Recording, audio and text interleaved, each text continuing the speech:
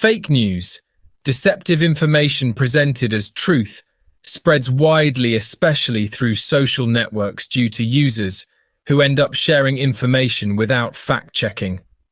In Brazil, the roots of this danger can be traced back to 2014 in Guaruja, São Paulo, where they first documented the case of a fatal victim linked to the spread of fake news. Fabiane de Jesus' tragic fate serves as a warning against the devastating consequences that misinformation can unleash. Today's case happened in 2014 in Guaruja, on the coast of São Paulo. Typically, I begin my episodes by introducing the case, the location, and the individuals involved. However, this time I believe it's essential to start with the problem itself. It was in the same year, 2014, that a rumor surfaced via Facebook, alleging the presence of a child kidnapper. The first post took place on April 7th. Good afternoon, folks. I'm here to warn the mothers on my Facebook page that there is a child kidnapper operating nearby. It was confirmed that she does not carry out the kidnapping alone, and in some cases, she even snatches the child from the mother's arms by force. They are saying that she has already taken around 37 children for dark rituals. I ask that you be careful when taking your son or daughter to school. Avoid letting him or her play in the street alone. If you walk along the path to possession, at some points you will see a sketch of this woman. For those who haven't seen it yet, here's the sketch. Share it. Although the initial post didn't gain much attention, just over 2 weeks later, on April 25th, another post surfaced on Facebook, but through the Guaruja alerter profile, amplifying the urgency. Rumors are spreading around in the beach region of Pernambuco, Marimansa, Vila Rá, and Arraial that a woman is kidnapping children for dark rituals. Throughout the week, we received several messages from followers about this fact. Whether it is a rumor or not, we must be alert. This post generated a wave of malicious comments within Guaruja Alerta's own profile. The page administrators promptly reported this hate speech to the authorities and continued seeking information. On April 28th, the page issued a corrective statement. Attention followers, once again we inform you that we are receiving several messages regarding an alleged child kidnapper in our city. Our team confirms that there is no police record of any child abduction in our city, let alone a police record of a child found dead in the Mayor Mansa neighborhood. It's all just rumors. Thank you, Guaruja Alerta team. On the same date, the page removed the initial post made on April 25th. As we know, these stories generally cause local commotion, and in Guaruja, this was no different. At the end of April, rumors began circulating and gained momentum on Facebook. These accounts claimed that the kidnapper took the children after offering them sweets and that she carries a book on black magic. Fear gripped the population, leading parents to keep their children home whenever possible. There were even some families who did not let their children go to school. This mysterious woman became known as the Witch of Guaruja. On May 2nd, the Guaruja Alerta team issued a follow-up post. Our team continues to receive messages regarding an alleged child kidnapper in the city of Guaruja. We inform you once again that so far there is no record of a kidnapped child at the Guaruja police station. Our team sent an email to the 21st Battalion of the Military Police, requesting an official statement on the case to reassure the public. This post emerged in response to new rumors that started after another individual reposted the sketch on their social network again and now attached the image of a woman with blonde and curly hair, a post that has been shared more than 150 times. Beware mothers who leave their children in the middle of the street alone. Yesterday, the slut ended up at Morinhos 4. She almost grabbed a little boy, but he managed to get free. She even managed to scratch the little boy's arm. They ran after her. They couldn't catch the damn thing. Be extremely careful and don't leave your children alone on the streets. On April 3rd, a girl resembling the one in the photo was spotted in Guaruja, offering a banana to a child. Although the identity of the child and those responsible remains unclear, someone witnessed this act of kindness. Due to the girl's blonde hair, she was soon associated with the alleged kidnapper, sparking a disturbing chain of events. Before going further into unfolding events that occurred from now on, let me introduce you to this woman, who was unfortunately mistaken for the woman in the sketch and killed by the local population, Fabiane de Jesus.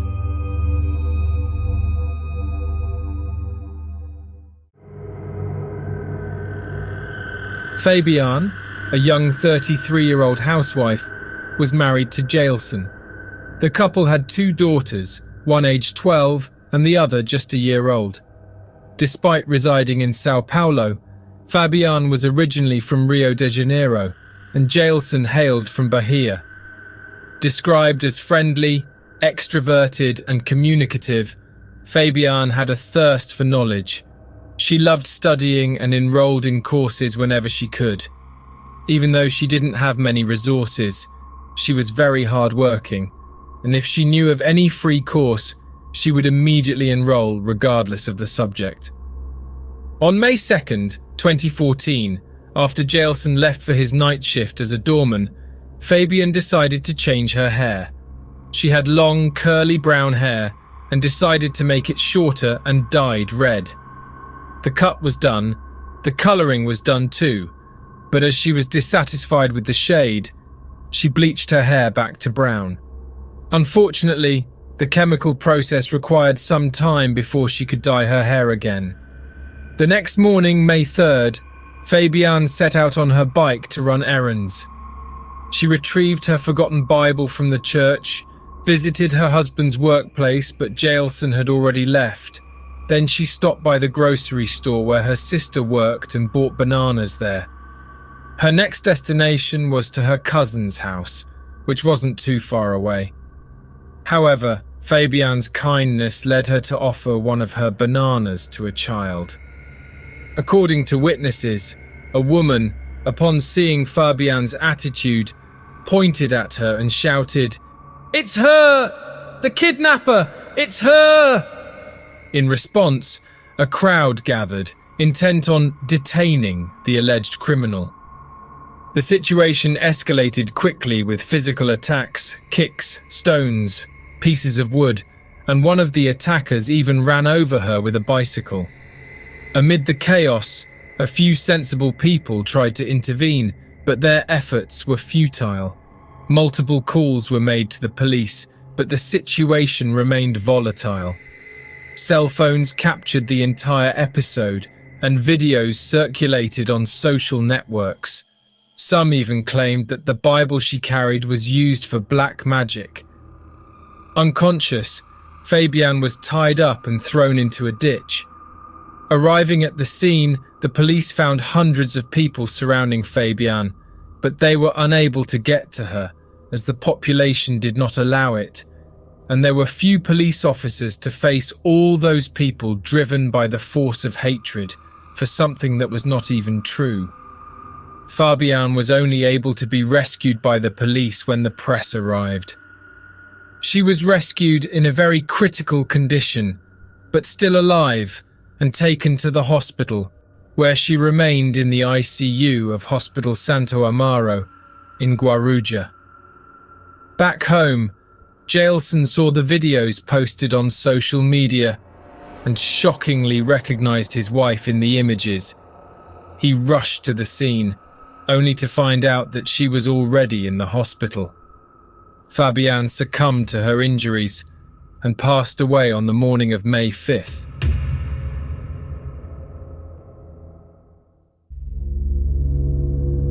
The exact number of people who were at the scene, whether participating in the lynching or not, was never clear. Some reports suggest over 300 people, but it has even been claimed that there were more than 1,000. But among all those involved, only 5 were identified and held accountable for their crimes. Valmir Dias Barbosa, 48 years old, attacked Fabiane with a piece of wood. Carlos Alex de Jesus, 24 years old, hit the victim's head on the ground a few times. Lucas Rogerio Lopez, 19 years old, was the one who used the bicycle. Abel Vieira Batalla Jr., 18 years old, dragged Fabiane tied up through the neighborhood. He claimed he was mistaken, that it wasn't him there, and says he's innocent, but the police came to him because of his tattoos. Jair Batista dos Santos, 36 years old, threw the girl into the ditch. He even tried to claim that he did it to help Fabiane escape the crowd. Following the tragic event, the 5 defendants were found guilty and each received a 30-year prison sentence. Additionally, compensation was also awarded to the family, totaling 550,000 reais, something around $100,000, which is unlikely to be paid due to the financial circumstances of the accused.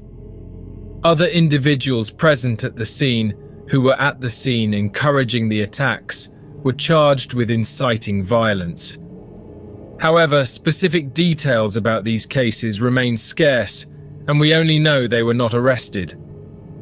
Several websites to this day claim that it was the Guaruja Alerta page that published the photos, but as you saw here in the presentation, they merely relayed the news, without describing the suspect and emphasizing vigilance within the community. The page administrator even engaged with users on social media, asserting that they never posted any images. This same administrator was summoned to testify. Their testimony remains confidential. Ultimately, they were not indicted because, according to the authorities, and as I presented previously, they always made it clear that everything could be a rumor.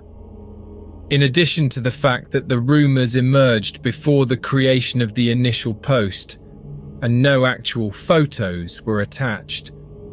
The woman whose image was displayed alongside the sketch was a resident of the interior of São Paulo. She used social media to share her perspective and refute any connection to the crime. Good evening, everyone. I would like to clarify that I do not kidnap and have never kidnapped any child. I am a mother, a grandmother, and I am a God-fearing woman. I haven't been to Guaruja for over a year, and I currently live on the outskirts. I would like to warn you that I have already contacted the police station in my city, and I'm taking the appropriate measures. I found out today that unfortunately they hurt an innocent person, especially because I know the information was all just rumors. I'm very sad about this whole situation. The police later confirmed that the woman depicted in the sketch was not the actual suspect and had no criminal record. Despite being identified, some individuals who shared and posted hateful comments on social media were not charged. The family also filed a lawsuit against Facebook seeking substantial compensation, 36 million reais, reportedly, something close to $6 million.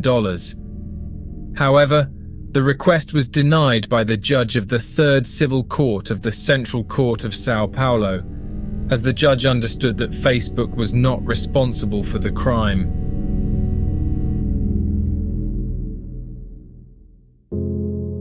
The tragic incident is a sad example of how fake news can fatally harm someone.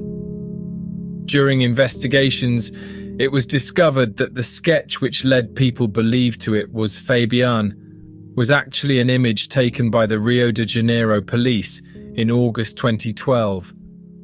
The photo captured a woman attempting to pick up a newborn from her mother's lap at a health unit exit in the Ramos neighborhood, north zone of Rio. We need to be very careful and exercise caution about what we share on the internet, as well as reflect on the implication of taking justice into our own hands. Today, Fabiane's case serves as a warning to prevent similar incidents from happening.